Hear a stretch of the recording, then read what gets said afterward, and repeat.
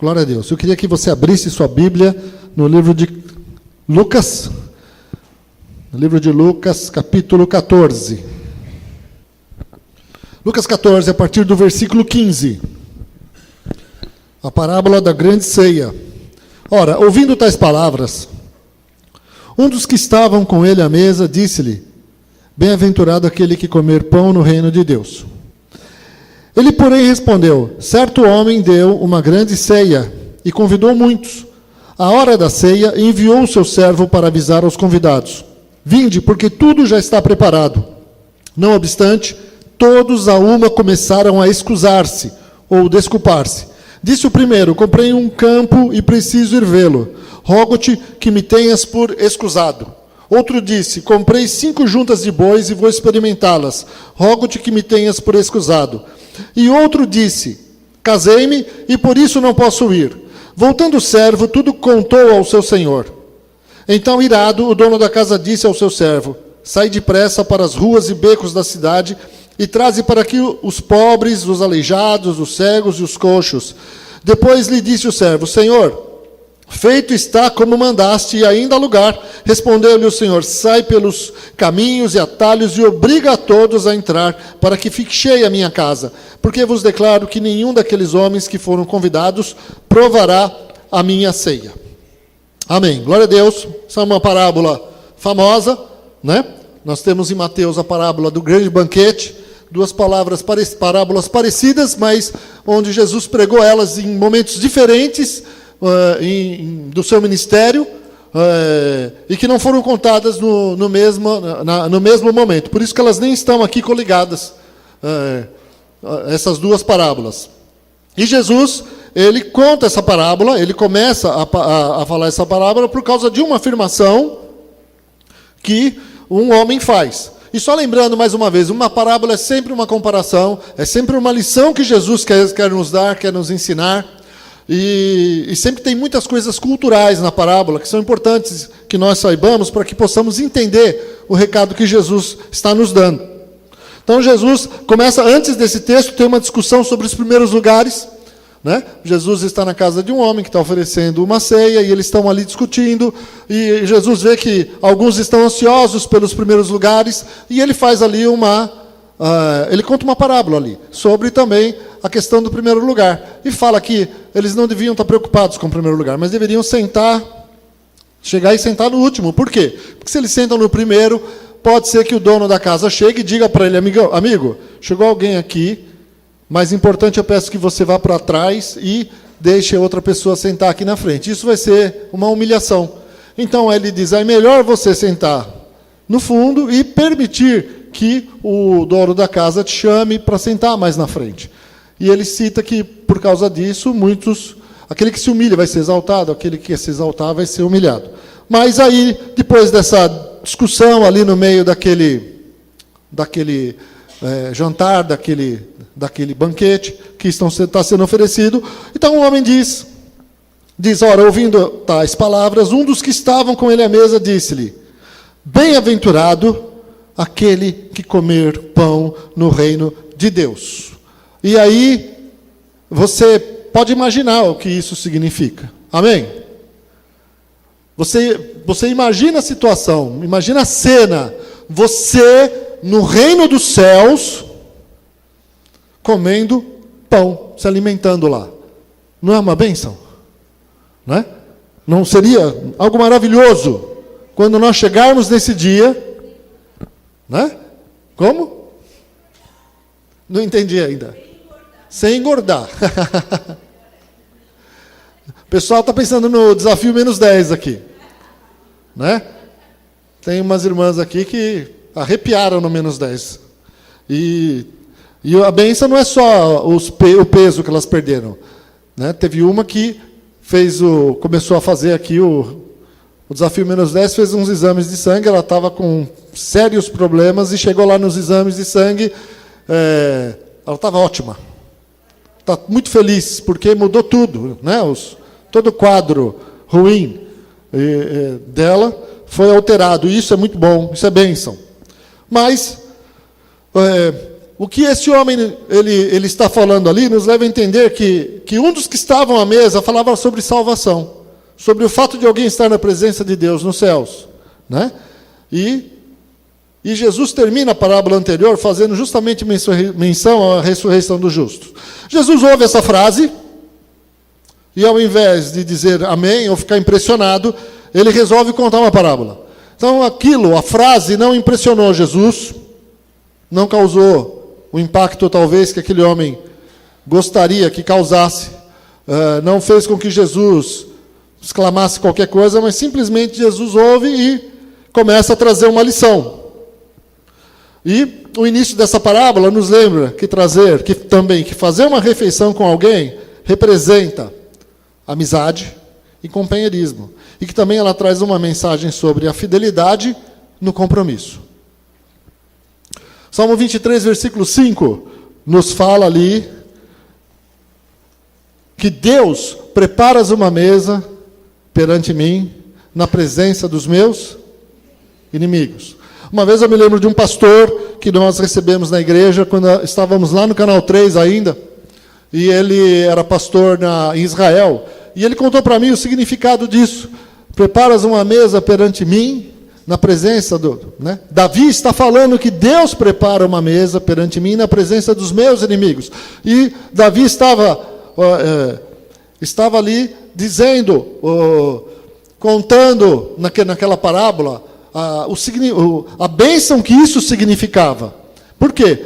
Porque ele aprendeu no Oriente Médio que quando um amigo quer demonstrar amizade para outro amigo, ele oferece uma refeição para ele, oferece um banquete para ele, chama ele na sua casa, prepara uma mesa para ele com tudo que ele tem e faz uma declaração para ele. Falou: você é meu amigo.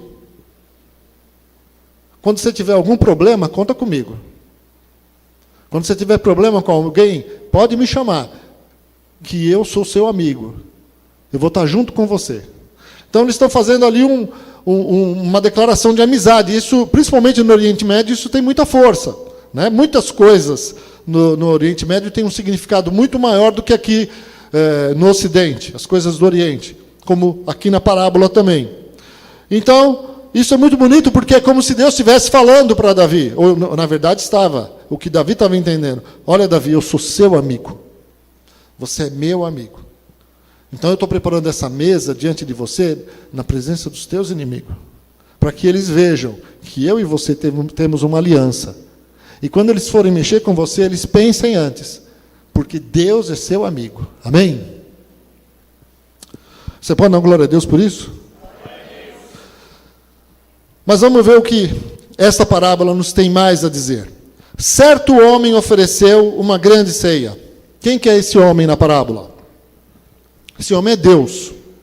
Uma grande ceia só pode ser oferecido por alguém importante. Então, alguém importante, Jesus está fazendo uma comparação, alguém importante oferece uma grande ceia. O ato de aceitar o convite é um compromisso muito sério. A pessoa falou: eu vou estar lá. Conte comigo. O convite, né? Conforme o costume do Oriente Médio, o convite para uma grande ceia é feito com antecedência. Você confirma a sua presença e depois você é avisado novamente que tudo está pronto.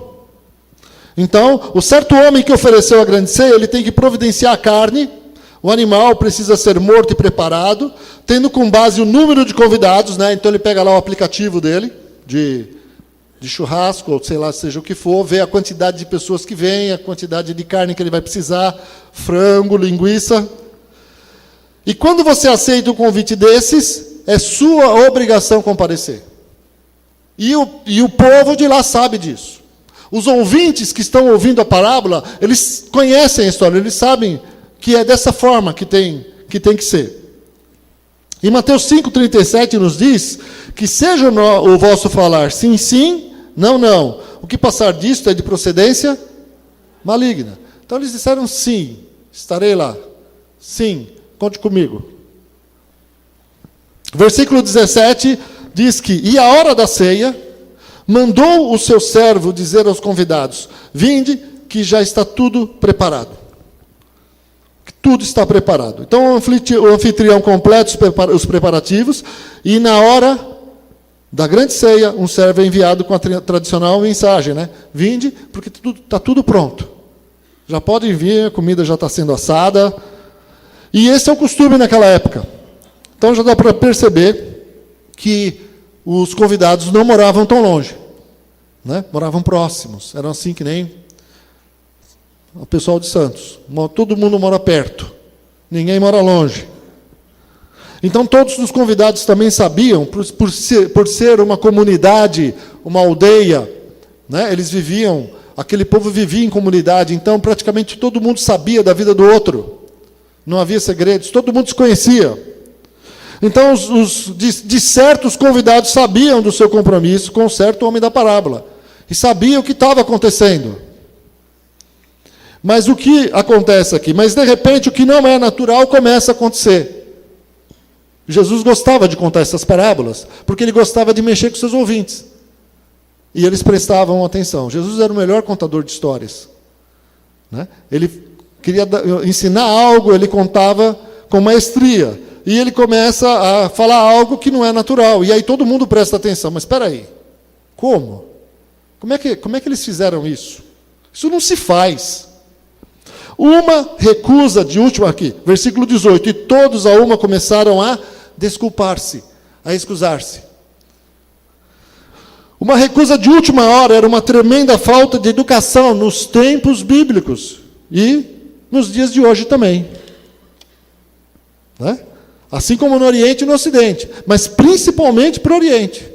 Era muito ruim isso, uma coisa assim, uma afronta. Para eles era considerado como uma afronta, um insulto ou até um desprezo a essa pessoa, a esse certo homem que representa Deus. Disse o primeiro: comprei um campo e preciso ir vê-lo. Rogo-te que me tenhas por excusado. Né? Assim, estou dando uma desculpa aqui, olha, por favor, aceita a minha desculpa. E esta resposta, para eles, é considerada uma mentira. Os ouvintes da parábola sabem disso. Quem está ouvindo sabe. Isso aí é lorota. Ninguém no Oriente Médio compra um campo sem conhecer cada metro do terreno, né? Eles sabem dos detalhes que estão ali, todos os detalhes do campo, como árvores, fontes, caminhos, precipitação pluviométrica, são bem conhecidos antes da compra. Eles têm todo esse conhecimento, o que tem no campo, o que não tem. No passado, esses itens eram incluídos no contrato. A palavra de Deus nos mostra, em Gênesis 20... Deixa eu colocar aqui, Lucas. Em Gênesis, capítulo 23, quando Abraão comprou um local para enterrar sua esposa,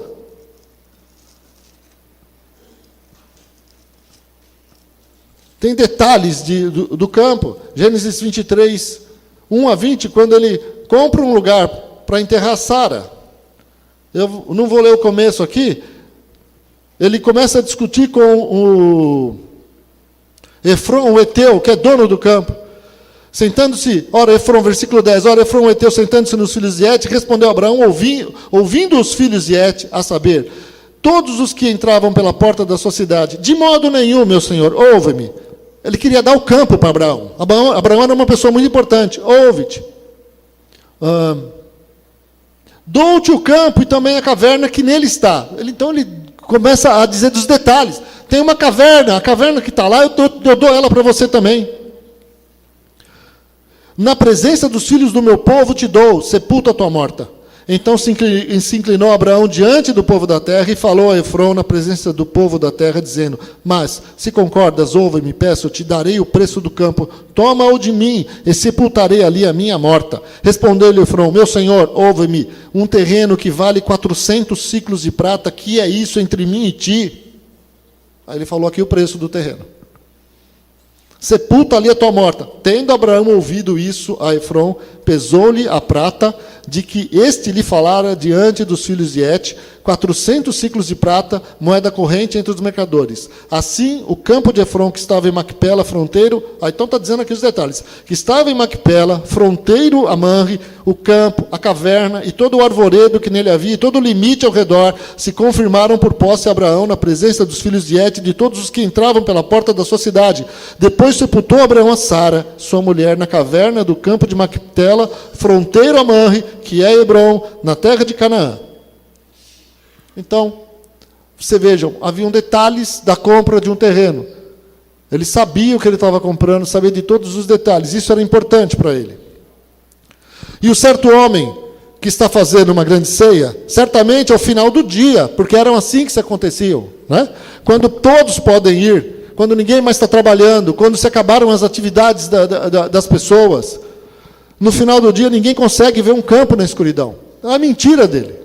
Ninguém ia conseguir ver campo nenhum. Vou ver o campo. Suponhamos que até fosse verdadeira a história do campo, assim mesmo o convidado estaria demonstrando que o seu campo era mais importante que a amizade que ele tinha com o anfitrião. Isto é um exemplo daqueles cujas riquezas exigem toda a sua atenção, a fim de roubar-lhes assim a riqueza espiritual. E a palavra de Deus em Marcos 10, 23 diz: quão dificilmente entrarão no reino de Deus os que têm riquezas, no sentido de que estão apegados a elas, que são mais importantes do que o seu compromisso com o certo homem da parábola, que é Deus. Seguindo, versículo 19, outro disse: comprei 5 juntas de bois e vou experimentá-las, rogo-te que me tenhas por escusado. Então, mais uma vez, a desculpa é ridícula. As juntas de bois do Oriente Médio são vendidas de 2 formas. Na primeira, eles levam a junta no mercado, para que as pessoas que cheguem lá possam testar. Os interessados vão lá e vão testar as juntas, ver se os bois conseguem arar juntos.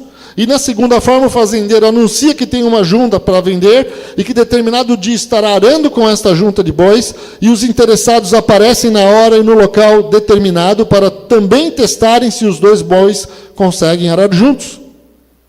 Seria o mesmo que alguém ligasse para sua esposa e dissesse assim: olha, comprei 5 carros usados e agora eu estou indo ver eles. Ninguém compra um carro sem pagar antes, né? Semana passada, sem ver antes. Semana passada eu fui, segunda-feira eu estava indo para o Guarujá com o Márcio compra e vende carro.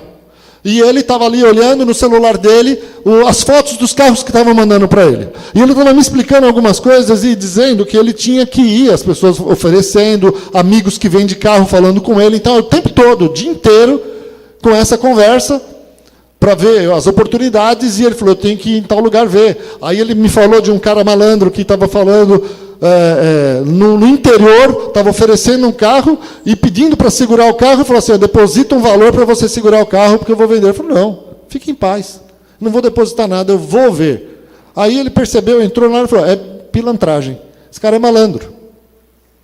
Ele percebeu ali o endereço que ele deu, a loja que ele falou onde está o carro, falou: tudo picaretagem. E o cara insistindo, então, ou seja, ele não vai pagar antes para depois ir ver, ele vai olhar. Tem outro irmão aqui na igreja que tem loja de automóveis. Tem que levar o carro lá e mostrar para ele para ver se interessa. Ele tem que ver o que ele está comprando, porque ele sabe por quanto ele vai conseguir vender.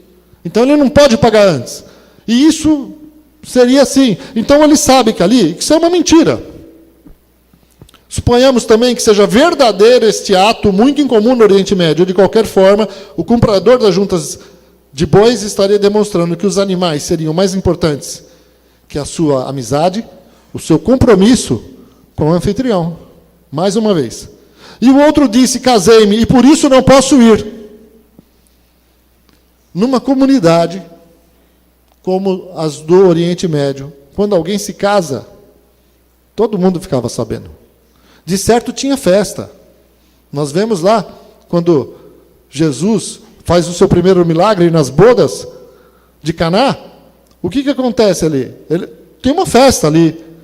E o negócio está rolando, está todo mundo sabendo. Vai a comunidade inteira para a festa. O relacionamento entre o povo de uma vila e a aldeia é muito grande. Então todo mundo sabe, seria impossível que nosso anfitrião não soubesse do fato deste convidado ter se casado. Não tinha como. E, neste caso, ele nem pediu desculpa. Ele já ficou mais duro, já começa a ficar cara de pau. Eu não vou e acabou. Isso é uma ofensa. E os ouvintes de Jesus estão ouvindo aquilo e falando: incrível essa história. Como é que pode isso? Então, amados, só recapitulando aqui, Todos haviam confirmado a presença antes. É como se dissessem, conta comigo, vou estar lá. Estarei lá. Então, mais uma vez, presta atenção, a parábola está relacionada com a afirmação, bem-aventurado aquele que comer pão no reino de Deus. Então, Jesus ouve aquilo e começa a contar uma história. Mas após estas afrontas e desculpas esfarrapadas ao anfitrião, fica uma pergunta, quem quer comer pão no reino de Deus? Quem realmente está se alegrando com o fato de que vai estar no reino de Deus comendo pão? E no céu, fique em paz, não engorda. Não tem como. Jesus está respondendo com uma história, a afirmação de comer pão no reino de Deus. Realmente serão bem-aventurados os que comerem pão no reino de Deus. Vai ser bem-aventurado. Amém? Mas muitos estão desprezando essa bênção. Estão se ausentando com desculpas esfarrapadas, mentirosas e afrontando o anfitrião, que é Deus. Esse certo homem. E o certo homem da parábola, aí eu fiquei pensando aqui comigo. O certo homem da parábola, ele não vai convidar a princípio qualquer um. Se certo homem na comunidade, a história, pensando aqui nos detalhes de alguém que convida alguém para ir numa ceia na sua casa, o certo homem da parábola convidou para a sua ceia pessoas com as quais ele tem um relacionamento, com as quais ele certamente esperava que atendessem um convite, que ele imaginava que tinham alguma consideração por ele, ou que pelo menos tinham temor de ofendê-lo. E quando eu estava lendo a Bíblia essa semana, no desafio que muitos estão fazendo aqui de ler o Novo Testamento em 39 dias, quando eu cheguei na parábola da grande ceia, isso aqui, de tudo que eu li até aquele momento, foi o que chamou, assim, saltou aos meus olhos. Né? Me chamou a atenção. E na hora eu tive um sentimento, que esta era a mensagem de domingo. Eu falei, a mensagem que eu precisava trazer novamente. Mas eu fiquei orando e meditando, porque eu não queria só explicar o que é a parábola. Isso eu já fiz. Então ficou uma pergunta, o que aconteceu com estas pessoas?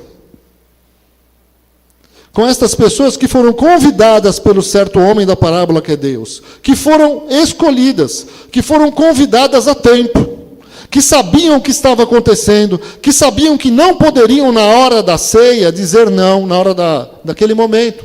Não tinha, era falta de educação, que sabiam que sua resposta era uma mentira e não tiveram medo e nem consideração em mentir, em consideração com ele. O que aconteceu com essas pessoas? Então eu chego à conclusão que elas perderam o temor. Perderam o amor pelo certo homem da parábola. Perderam o respeito. Aplicando para as nossas vidas, eu diria, perderam o temor a Deus, que é o princípio da sabedoria. Perderam o fervor espiritual. Estão esfriando. Ou seja, esfriaram, perderam o primeiro amor. Consciente ou inconscientemente, elas estão dizendo com suas atitudes que não é tão importante assim ser bem-aventurado os que comem pão no céu. Estão demonstrando com essa atitude. Não é bem assim. Eu não quero ir. Quero saber. Sexta-feira, logo cedo, eu recebi um convite. 2 dias atrás, eu recebi uma mensagem, um rapaz que veio aqui na nossa igreja há umas 3 semanas, chamado Juliano, e está no navio Logos. Ele veio aqui também com a intenção de animar as pessoas a visitarem o navio. E ele me mandou uma mensagem. Olha, eu tenho um convite aqui para uma palestra da AMTB, que é a Associação de Missões Transculturais do Brasil. E se você confirmar que você vem, você tem que estar aqui até as 14 horas, que eu consigo um convite para você de graça. Então tinha lá um valor, não era tão caro, era R$10, mas eu não tinha me preparado para ir ver essa palestra. Mas quando eu vi aquilo, e logo depois recebi uma mensagem da Sandra, para para estar no meu lugar num compromisso que eu tinha, eu pude mudar a minha agenda, e ela não sabia desse convite que eu tinha recebido. Aí eu olhei e falei, puxa, o menino me convidou, eu não respondi, ela me manda uma mensagem dizendo que pode fazer o que eu precisava fazer. Eu falei, glória a Deus. Então eu acho que eu vou nessa palestra. Então fui, almocei rápido e fui para lá. Cheguei lá, participei da palestra. E Deus foi muito bom, porque, como eu disse, eu consegui mudar minha agenda, e tudo contribuiu para que eu estivesse lá. E a palavra era... E só um comentário assim, é uma coisa que eu gosto, uma coisa que eu vivi durante anos, né? Conferência missionária, estar no meio dos missionários. Durante anos eu representei a igreja em conferência missionária, então é uma coisa que eu respiro. Eu entrei no navio, né? Eu fui na quinta-feira no navio com a Sandra, a Rebeca, meu pai e minha mãe. Eles até esperavam mais da biblioteca. Eu amei tudo, eu gostei de tudo, né? Do clima, de ver um monte de missionário ali trabalhando, falando outras línguas. Ali tem tem 67 nações ali representadas. Então tudo aquilo para mim foi muito bom. Participar, ver, saber que eles estão fazendo um trabalho missionário, que eles vão estar, que faz 20 anos que não vinham para o Brasil. Então eu acho isso uma bênção, né? Todo o trabalho que eles estão fazendo, a experiência que um jovem pode ter, acho isso ótimo, porque eu vi isso.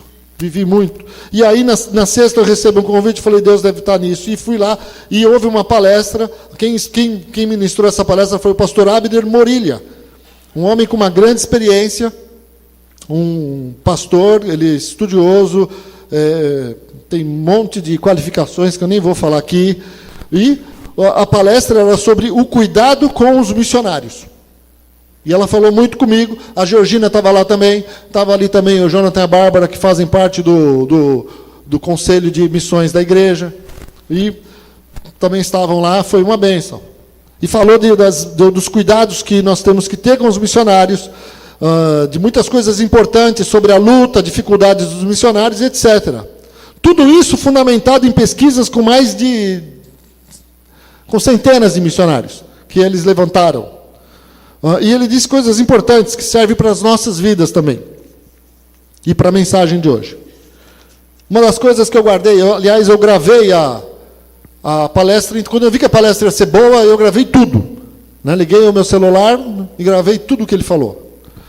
Então, uma das coisas que eu anotei ali, eu vou falar pouquinho do que ele falou, é que a porcentagem de missionários, assim como a população em geral, e os cristãos também, que tem sofrido de ansiedade e depressão, tem aumentado a cada dia.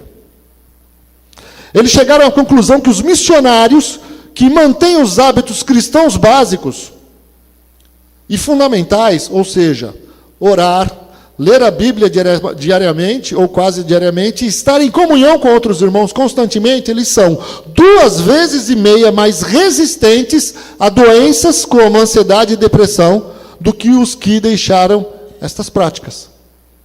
E eles, na pesquisa, viram missionários que deixaram essas práticas. Por diversos motivos. E que estão doentes. Estão com um grande número ficando doentes. Com depressão, com ansiedade, sofrendo destas coisas.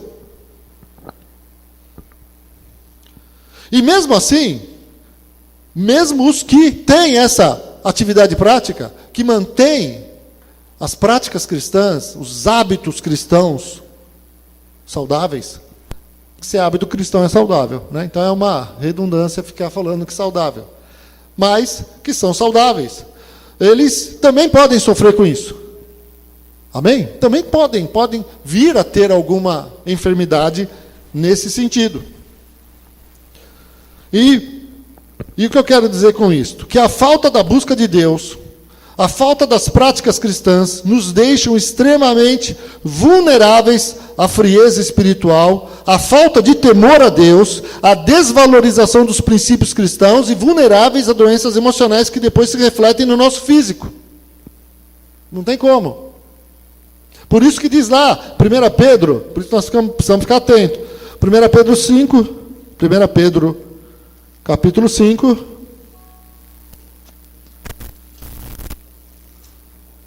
Versículo 6, a partir do 6.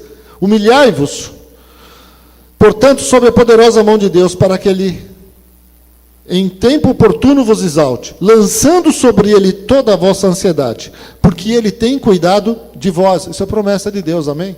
Ele tem cuidado de vós. Então, sem sair correndo daqui, diz para o seu irmão, Ele tem cuidado de vós.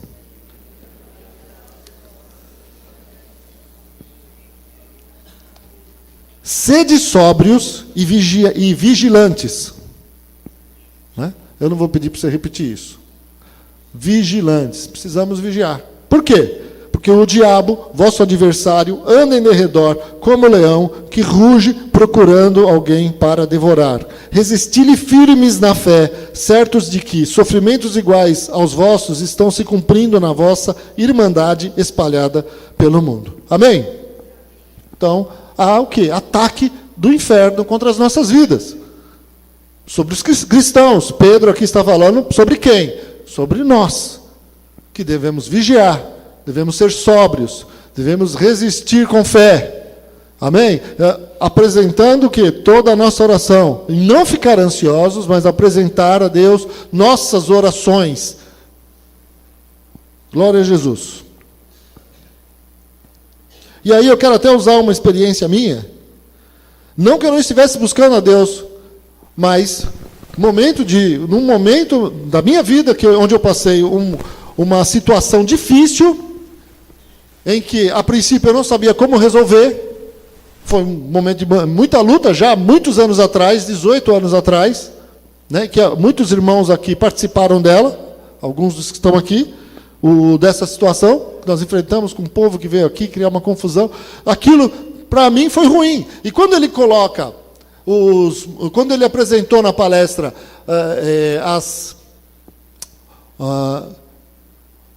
os sintomas de alguém que está com depressão, o que começa a dar, eu fui olhando ali, falei, falta de apetite. Eu falei, puxa vida, eu me lembro que eu tive falta de apetite. E eu como muito bem. Eu como bastante. Eu como bastante ao quadrado. Então, a Sandra fazia o meu prato, eu não queria mostrar que eu não estava bem, a Sandra fazia o meu prato de comida, eu comia a mistura e jogava comida no lixo. Isso eu fiz umas 2, 3 vezes, para ela não me perguntar se eu estava mal, porque eu não estava afim de falar.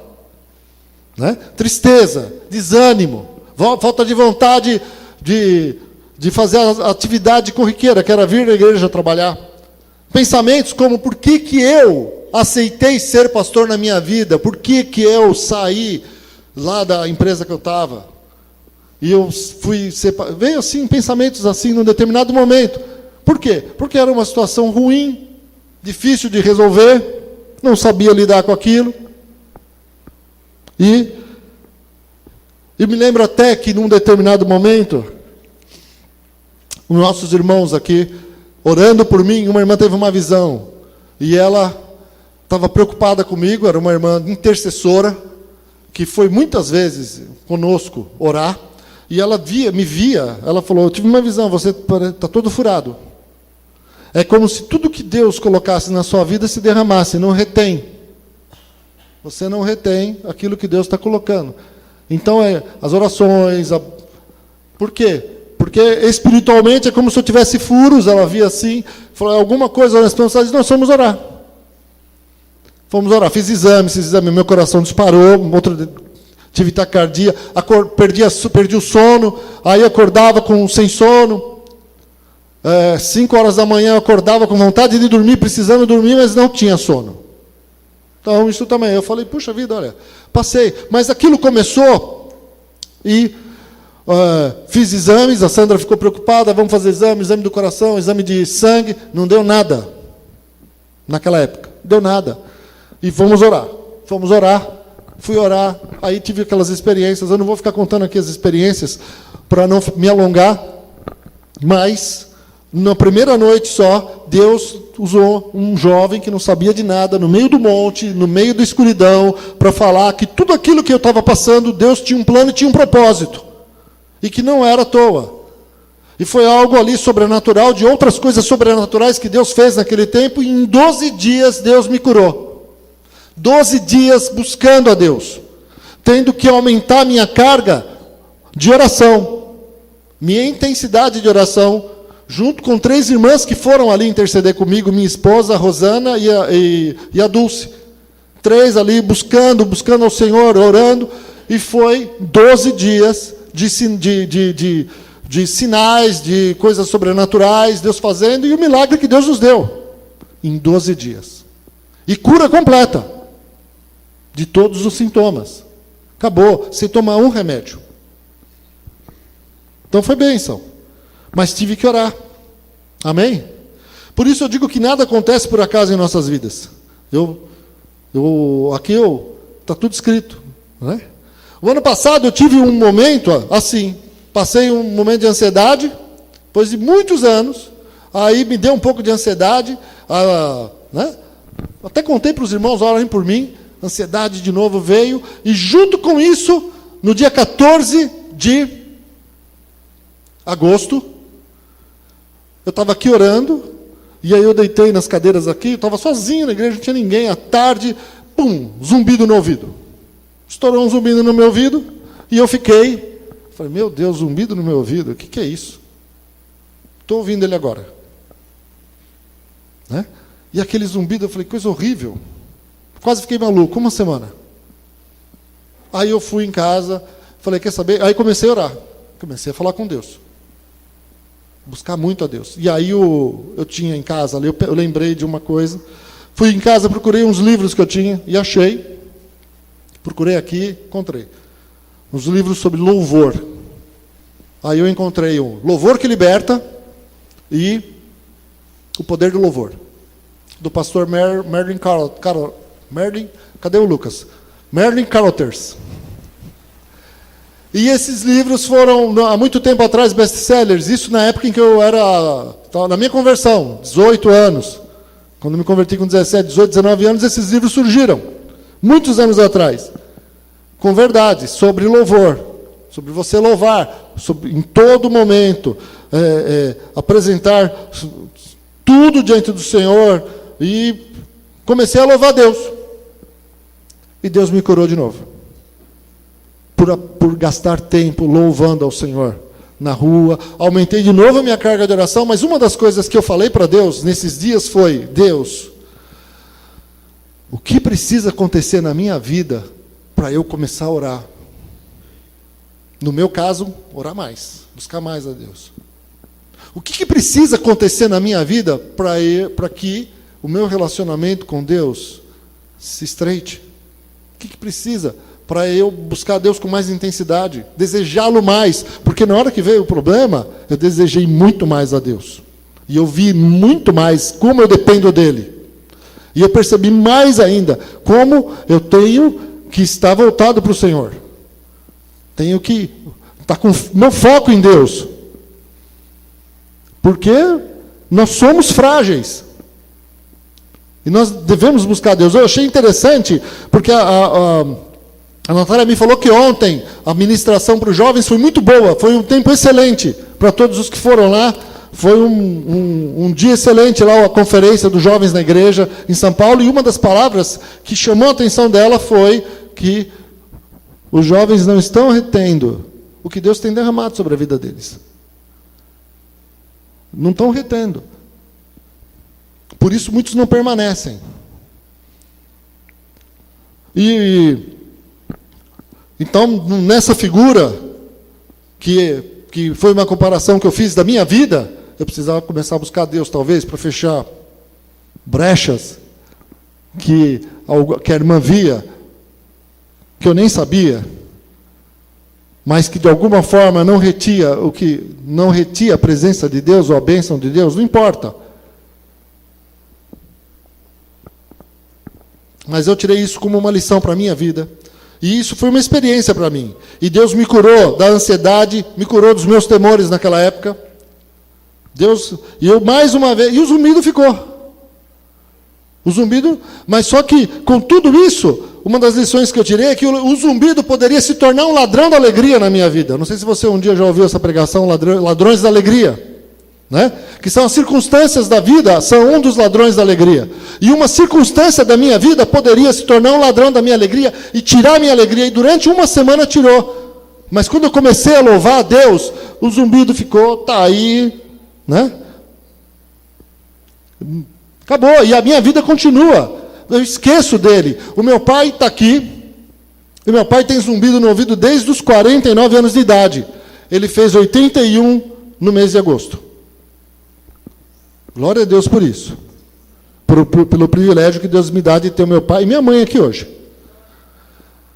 E ele tem zumbido. E ele falou para mim, olha, Evandro, quando tem vezes que parece que às vezes eu fico 3 meses sem lembrar que eu tenho zumbido no ouvido.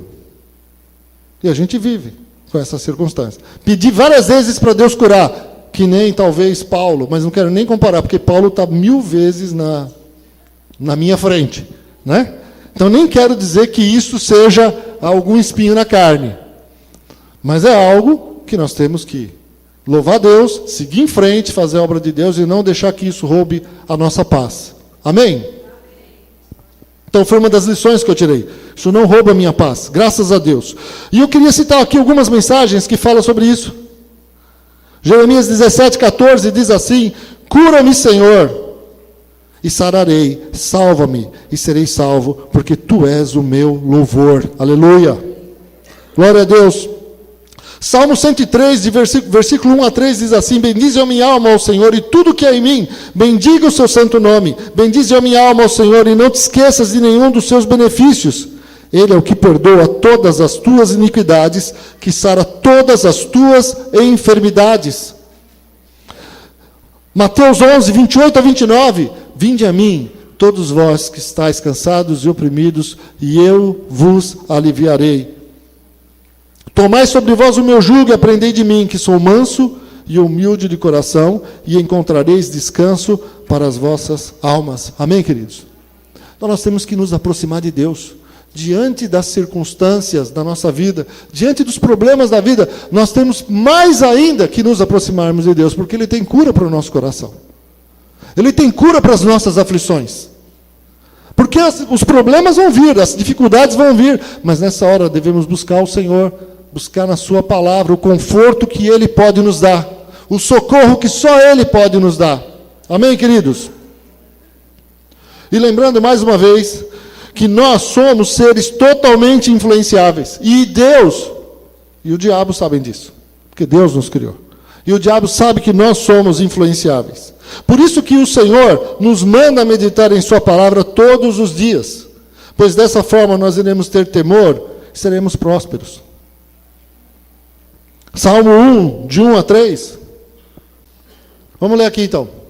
Como é feliz aquele que não segue o conselho dos ímpios, não imita a conduta dos pecadores, nem se assenta na roda dos zombadores. Vamos lá, 2. Ao contrário, sua satisfação está na lei do Senhor, e nessa lei medita de dia e de noite. É como árvore plantada à beira de águas correntes, dá fruto no tempo certo, e suas folhas não murcham. Tudo que ele faz prospera. Amém, querido? Também, na sequência,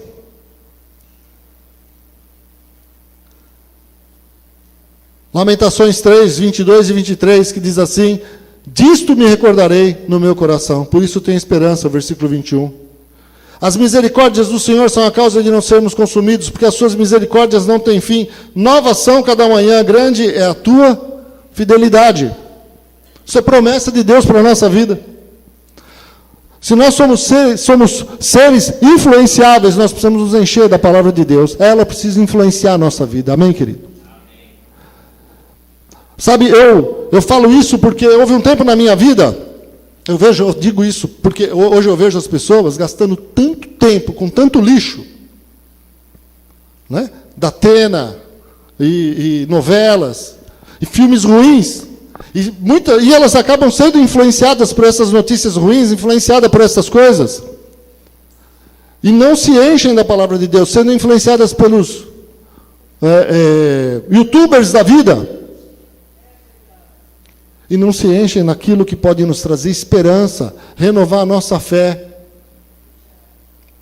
Eu me lembro que um tempo da minha vida, eu fiquei 9 anos sem ver televisão. 9 anos em que eu não vi televisão, não me fez ficar mais burro, pelo contrário, me fez ficar mais inteligente. Onde eu trabalhava, atendia vários clientes, e as pessoas nunca perceberam que eu não assistia televisão. Nunca. Nunca fez falta o fato. Eu ouvia rádio, trabalhava, ligava o rádio, ouvia as notícias, mas nunca fez falta o fato de eu não ver televisão. Eu vejo televisão hoje, fique em paz. Né? Mas durante 9 anos não tinha, né? Estávamos ali nesse propósito. Nunca fez falta. Hoje ainda brincam comigo. Desde aquele tempo, tudo quanto foi programa, principalmente depois que eu assisti, programa de perguntas, respostas, eu respondia tudo. Uma vez a Sandra brincou comigo, eu vou te inscrever nisso aí para você ganhar 1 milhão. Vou inscrever você. Falou ontem. Ontem eu parei assim, vi uma resposta atrás da outra, pá, né? Aí ela falou, você devia se inscrever, você devia ir lá. Eu falei, glória a Deus. Glória a Deus. Né? Acho que eu seria bom de palavra cruzada. Mas o que eu estou dizendo? Que o fato de não ter visto televisão um determinado tempo da minha vida, ou também ver pouco hoje, não me faz uma pessoa inculta, burra e desatualizada. Porque eu tento ser influenciado sempre pelas coisas de Deus. Continuando. Temos que ser influenciados pelas palavras de Deus. Olha aqui, Mateus 28, 20, olha o que Deus diz para nós. Versículo 19 diz, portanto, ide ensinai todas as nações, batizando-os em nome do Pai, do Filho e do Espírito Santo, ensinando-as a guardar todas as coisas que eu vos tenho mandado. E eis que eu estou convosco todos os dias, até a consumação dos séculos. Promessa de Deus, estar com você todos os dias. Promessa de Deus, as misericórdias deles se renovarem na tua vida todas as manhãs. Toda manhã, Deus te dá uma folha limpa, é promessa dele, para renovar a tua fé, a tua vontade de estar diante dele, é promessa dele de que quando você meditar na sua palavra, tudo que você fizer, vai prosperar, uma promessa de Deus. Por quê? Porque você vai fazer com sabedoria, com orientação, você vai seguir a palavra de Deus, vai se cercar de conselheiros para tentar errar o mínimo possível. Amém? Então, promessas de Deus para nós, que nos ajudam a acertar e errar menos. Tiago 1, versículo 5, olha o que Deus diz, e se algum de vós tem falta de sabedoria, peça a Deus, que a todos dá liberalmente, e o não lança em rosto, e ser-lhe-á dada. Deus te dá sabedoria. Ele não nega te dar sabedoria. Amém? Sem contar que o princípio da sabedoria é o quê? O temor do Senhor. As pessoas pedem o temor de Deus. A pessoa fica incrédula. Quando a pessoa fica incrédula, é um passo para ela começar a pecar. Incredulidade. Salmo 119, versículo 10. De todo o meu coração te busquei. Não me deixes desviar dos teus mandamentos. E o versículo 11. Escondi a tua palavra no meu coração, para não pecar contra ti. Bênção de Deus. Você vai guardar a palavra dele no teu coração, para você fugir do pecado. Glória a Jesus. Nós temos que crer na palavra de Deus, amém? O que nós cantamos hoje? Vocês lembram o que nós cantamos? Fique em paz que agora não vai ter bronca. Não é aquelas coisas assim que tudo entregarei, né? Minha vida inteira.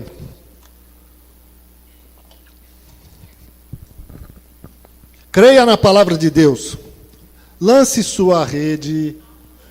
Né? O Teco canta com. Creia na palavra de Deus. Aí, já desafinou. Sinais e maravilhas ele hoje vai fazer. Amém? Lance sua rede ao mar. Creia na palavra de Deus. Sinais e maravilhas ele hoje vai fazer. Lance sua rede ao mar. Creia na palavra de Deus. Tudo é possível ao que crer. Estou terminando a parábola. Voltando o servo, tudo contou ao seu senhor. Então, irado, o dono da casa disse ao seu servo. Eu já contei essa parábola aqui, já expliquei ela, o final dela. Hoje eu vou parar por aqui na parábola. Então, irado, o dono da casa disse ao seu servo. O que me pega aqui é a questão dele, ficou irado. O certo homem, que é Deus na parábola, fica irado. No final da parábola está escrito no versículo 24: porque eu vos digo que nenhum daqueles varões que foram convidados provará a minha ceia. Um comentarista bíblico argumenta que o anfitrião muitas vezes mandava porções do seu banquete aos seus amigos mais destacados que estavam ausentes por motivo justo. Então era costume. Esse costume de no final da festa você fazer um pratinho de salgado e um pratinho de doce e mandar para quem não pôde vir. Vocês já viram isso? Vocês já receberam? Você não pôde estar lá, alguém mandou para você. Uma delícia, né? Esse costume é antigo, dos tempos bíblicos, mais de 2000 anos. E o anfitrião, quando ele fazia uma festa e alguém realmente, por um motivo muito justo, por um motivo de doença, talvez uma enfermidade na família, não pudesse estar lá, fala, esse meu amigo, ele é meu amigo. Eu amo ele, eu sei que ele não veio por um motivo justo. Ele faz uma porção aqui de tudo que nós comemos e manda para ele. Ele vai ser abençoado à distância. Mas como já vimos, não havia nenhum motivo justo para aqueles convidados se ausentarem.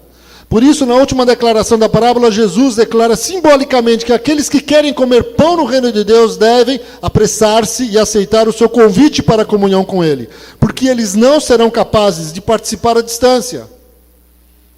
Tem que se aproximar do Senhor. Amém? Jesus está nos convidando todos os dias a ter comunhão com Ele. Todo dia, querido. Todo dia. Deus nos aguarda para ter um relacionamento conosco, para ter comunhão conosco. E muitos, todos os dias, dizem não, com suas atitudes, não. Apocalipse 3:20 diz, eis que estou à porta e bato. Isso o Senhor falou para a igreja de Laodiceia, que nós pregamos aqui há 3 semanas. Eis que estou à porta e bato, se alguém ouvir a minha voz e abrir a porta, entrarei em sua casa e cearei com ele, e ele comigo. Então, queridos, o que eu penso? Que aquelas pessoas, com o tempo, deixaram, de alguma forma, elas representam o quê? Pessoas que com o tempo deixam suas práticas diárias cristãs de buscar Deus. Vão esfriando. O diabo está ao nosso redor, bramando como leão, buscando a quem possa tragar. Precisamos ser vigilantes, precisamos vigiar. Amém? E nós vigiamos como? Buscando a Deus. Como o pastor que trata com os missionários e que nas suas pesquisas demonstrou, aqueles que buscam a Deus, aqueles que mantêm essas práticas cristãs básicas de orar, de ler a palavra diariamente ou quase diariamente e ter comunhão com os irmãos constantemente, são 2 vezes mais resistentes a doenças como depressão, a doenças como ansiedade. E por que não dizer, a ficarem frias espiritualmente, desanimadas, entristecidas, começando a se distanciar de Deus cada vez mais.